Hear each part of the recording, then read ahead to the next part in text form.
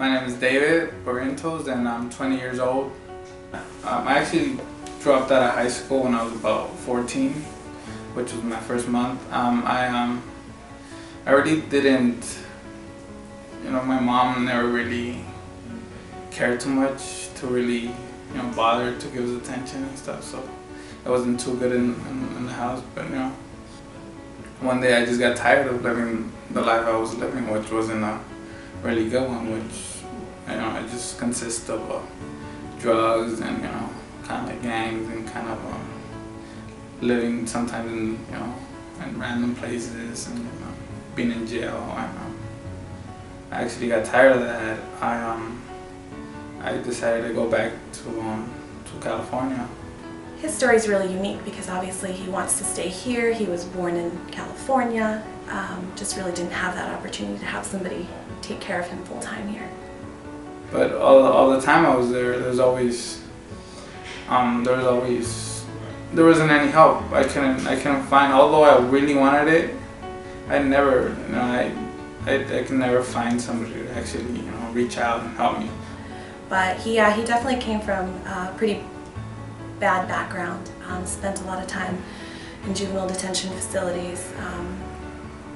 Issues with like his parents being, his father not knowing, doesn't know his father, and his mom being an illegal immigrant. And he's dealt with homelessness, abuse, gang background, drug addiction, things like that. So I mean, for him to be able to overcome those things and finally have a stable place, and to be working, to be going to school and doing whatever it takes to kind of get himself to the next level. So I went to rehab. I actually spent about 4 or 5 months in a mountain over there in Mount Charleston, just detoxing, we can say.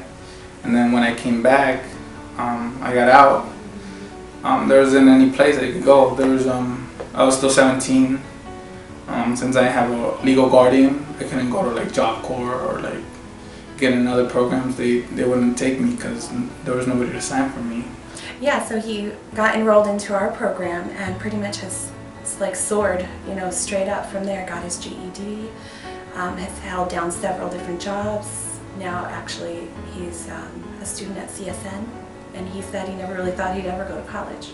So quite the opportunities have come his way. I feel that you shouldn't give up just because somebody says you can't do it. Because I was told that. I was told that so many times that, for a long time I cried about it. I begged. I didn't want to do it. I want to be something, and I actually am something. I came out.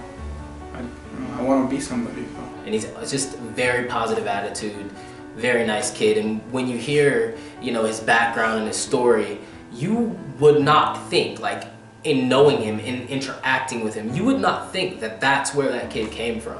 Oh, they did everything. They actually, they've given me more than anybody in my life has. They've shown more appreciation than anybody in my whole life. It feels like they actually care, and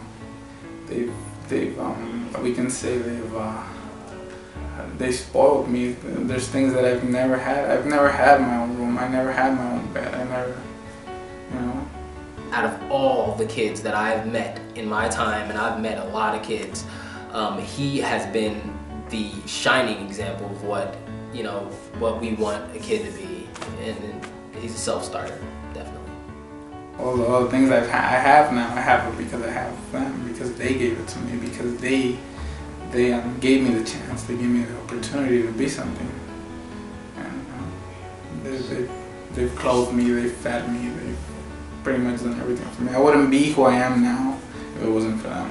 I'd probably still be back using drugs or something.